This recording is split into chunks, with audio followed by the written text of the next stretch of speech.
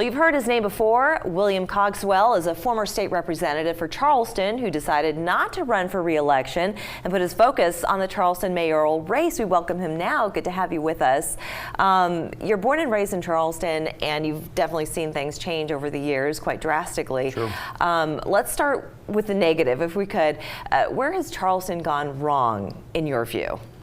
Well, I think it's the public sector has really not kept up with the private sector. You see it all over the city where we don't have the infrastructure to support the growth that's occurring. And that's a huge failing in terms of our local government. Mm-hmm.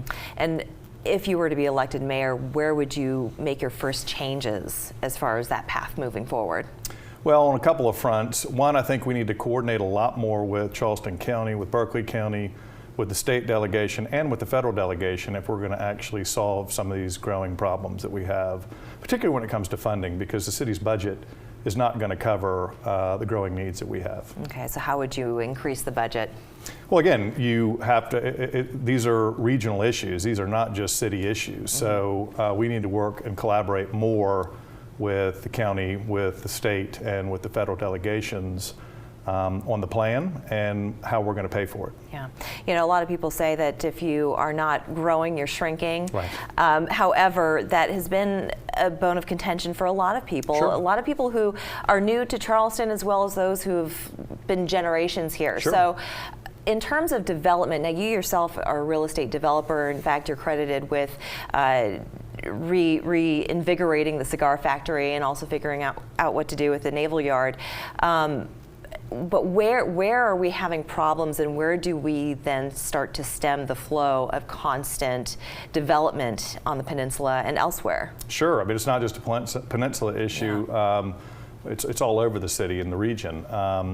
And when it comes to good and bad development, it's something that's kind of hard to describe, but you know it when you see it. You know good development when you see it, and you know bad development when you see it. And as I've said time and time again, what we're seeing too much of is bad development. And in the city of Charleston, there's actually a lot of controls that can protect the city from bad development from occurring.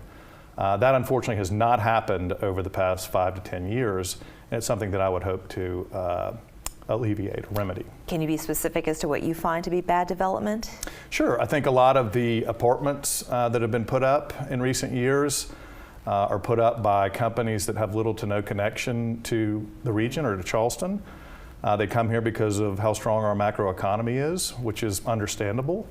But they develop things, they stabilize them, and then they sell. Mm-hmm. And they're really not engaged in the community. They don't have a vested interest. And not that I'm against any and all outside money from coming into the region. I think that's incredibly important, but it needs to be responsible. Mm-hmm. We are a very special place, and the people that do business here need to respect that. Yeah. Where do you think Charleston has gone in the right direction? Well, again, we have an incredibly diverse economy and a diverse region, and I think you see the success there because we're almost victims of our own success, because you see more and more businesses, more and more companies, more and more jobs coming into the region, and of course that brings more and more people, right? Sure. So it goes back to your point, if you're not growing, you're dying. But there's a right way to grow and a wrong way to grow, and unfortunately I believe we have been off track, and I'm excited to kind of get the train back on the rails. Yeah. And now, I recently sat down with the Charleston Metro Chamber of Commerce to talk about affordable housing. Mm-hmm. And affordable housing, as it relates not to people who fall below a certain income level, but also for young professionals. I mean, I can tell you from personal experience, moving to Charleston from the West Coast was quite a lateral move, with not a salary to justify it. Sure. And so what would you recommend to be done in order to allow that viability for people to start their career here or continue their career here and be able to live and enjoy what Charleston is all about? It's a great point, and I go back to the issue that this is really a regional issue as much as it is a citywide issue. You have the Housing Authority for the City of Charleston. You have City of Charleston has its own housing department within the general budget.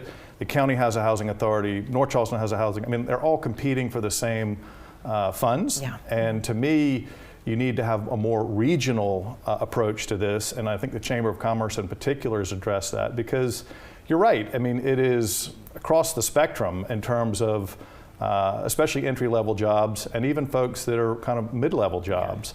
And we have an incredible shortage of attainable housing in this region, and it needs to be aggressively addressed, and it can't be done in silos. Right. And you also need, again, going back to my point, you need to bring the state in on this, and as possible, the federal government as well. Well, we'll look forward to continuing this conversation. The election is happening Tuesday, November 7th, and I'm sure you're going to have some events leading up to that place. Absolutely. So we're going to direct everyone to your website. I want to thank you so much for joining us. Thank you for having me. Thank you. Enjoyed it. We're back after this.